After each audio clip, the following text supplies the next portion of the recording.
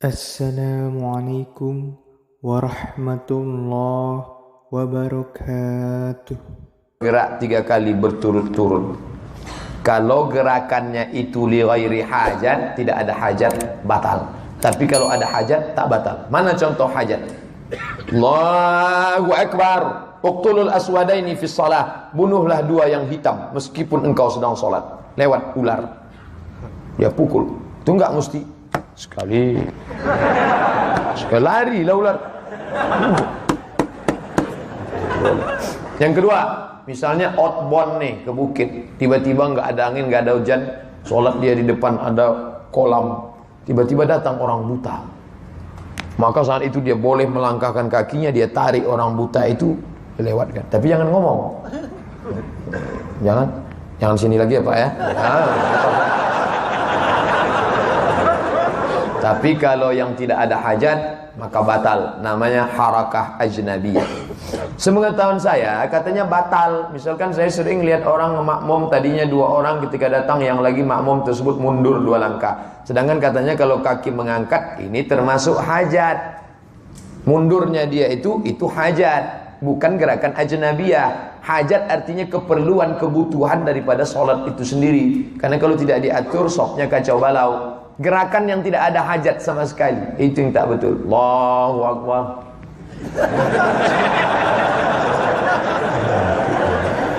Siapa yang tulis tadi? Itu betul. Mohon penjelasan tentang akidah Asy'ariyah. Akidah Asy'ariyah sifat 20 tentang sifat Allah. Tapi jangan katakan sifat Allah hanya 20, itu akar-akarnya saja. Nanti dia akan punya batang, punya cabang, dikaji dalam tauhid. Kemudian tentang ayat-ayat yang mutasyabihat, Asy'ariyah tidak berpegang kepada teks.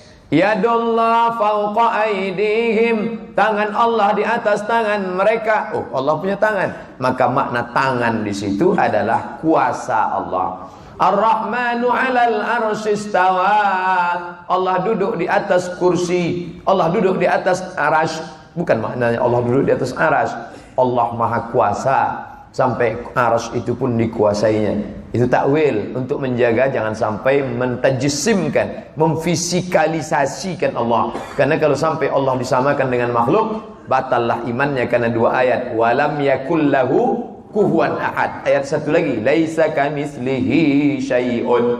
Tidak ada satu setara dengan Allah. Pak Ustadz, saya seorang wedding photographer, foto kawinan. Apa hukumnya kalau saya harus memotret pernikahan pasangan non-muslim di tempat ibadahnya? Jangan. Karena sedikit banyak matamu memandang, telingamu mendengar.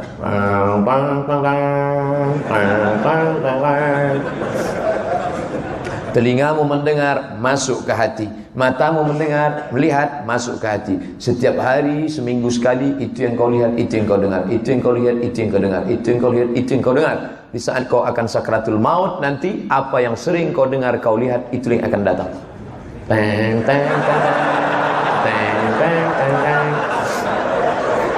Makanya sering-sering dengar MP3 Quran, sering-sering dengar suara azan. Apa yang terngiang di telinga, itulah nanti yang akan. Kalau dia selalu dengar tadi Ar-Rahman, Ar-Rahman 'allamal Qur'an, khalaqal insan, 'allamahul bayan. Pas kita sedang nyetir atau sedang naik motor atau sedang di jalan, pasti datang suara ayat itu terngiang-ngiang, atau bahkan pas mau tidur. Dia memori yang terus berputar. Tapi kalau kita dengar musik, lagu segala macam, dia akan datang berpengaruh. Maka engkau khususkan fotografer untuk muslim muslimah, untuk khitanan, untuk banyak acara-acara lain. Bakatmu tidak akan hilang. Apakah setelah sholat isyraq masih berboleh sholat sunat duha awal dan akhir duha? Ya. Mana dalilnya? Yusalli ma syaa. Nabi sholat tanpa batas. Hadis riwayat Aisyah. Itu menunjukkan sholat duha unlimited edition. Tak ada batasan. Apa beda duha dengan isyraq? Waktunya sama. 5.50 duha, 5.50 isyraq juga. Apa bedanya? Kalau sholat subuhnya di masjid, duduk berzikir dengan Allah sampai terbit matahari, sholat sunat 2 rakaat, namanya isyraq. Tapi kalau sholatnya tidak di masjid, atau setelah sholat di masjid pulang ke rumah, sholat dia namanya duha. Sampai waktu zuhur 15 menit menjelang azan zuhur bisa dilaksanakan 2 rakaat, 4 rakaat, 6 rakaat, 8 rakaat. Sholatul laili wal nahari masna masna. Sholatnya 2 rakaat 1 salam, 2 rakaat 1 salam. Tapi jangan gara-gara ngejar yang sunat, yang wajib tinggal. Kita datang ke kantor, antrian panjang. Ini kok panjang antrian? Pegawainya sedang sholat sunat Pak Ustaz. Ini namanya alim tapi jahil bin bahlul. Alim kelihatannya, melayani orang masyarakat wajib. Sholat sunat, duha sunat. Maka jangan dahulukan yang sunat dari yang wajib. Sebelum berangkat sholat sunat duluan. Nanti di tempat kerja tinggal bekerja kewajiban. Apa hukumnya menyambut orang Nasrani masuk ke masjid, mengadakan penyambutan seakan-akan seiman dengan kita? Apalagi di zaman-zaman coblos nomor sekian. Ini sudah masuk unsur politis. Jangan sampai ada orang non-muslim masuk ke masjid kita, karena bukan sekedar masuknya, tapi sudah simbol. Apalagi sampai dialu-alukan, dimuliakan. Pengurus masjid bertanggung jawab di hadapan Allah Subhanahu wa taala.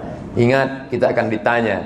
Kalau bapak ditekan oleh konglomerat, pejabat, orang kaya, bapak buat surat pengunduran diri. Saya yang bertanda tangan di bawah ini, daripada saya harus memasukkan orang kafir ke dalam tempat rumah Allah, saya diamanahkan jadi ketua. Dengan ini saya mengundurkan diri. Saya tak sanggup menghadapi azab Allah di akhirat nanti. Kalau sanggup, laksanakan. Kalau tak sanggup, tinggalkan. Karena bagaimanapun ini amanah, harus dijaga. Bukan masalah non-muslimnya, tapi ada unsur politis di balik. Ingat, siasat penuh, al-siyasah khid'ah, politik penuh dengan tipu muslihat. Saya ingin bertanya, benarkah manhaj Islam itu harus salaf seperti yang disampaikan Ustaz Adi Hidayat? Iya.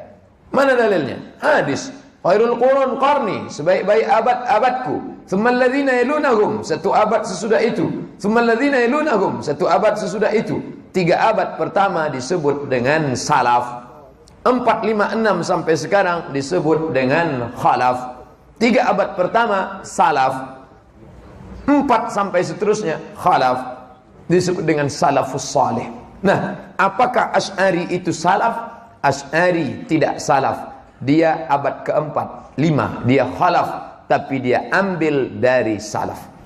Imam Al-Ghazali meninggal 505, tidak salaf, tapi dia mengambil dari salaf. Imam Nawawi 676, tidak salaf, tapi dia mengambil riwayat dari salaf. Kita ini semuanya salaf, karena kita mengambil dari fikih Imam Syafi'i. Tadi baca kunut subuh, Allahumma adina fi man hadait. Salaf apa enggak salaf? Salaf. Kenapa? Karena Imam Syafi'i berkunut sampai meninggal dunia. Diriwayatkan oleh murid-muridnya dalam kitab Al-Muzani, Al-Buwaiti menyebutkan itu. Maka mengikut Imam Syafi'i, mengikut salaf. Karena Imam Syafi'i meninggal 204. 204 adalah salaf, salafus salih. Assalamualaikum warahmatullahi wabarakatuh.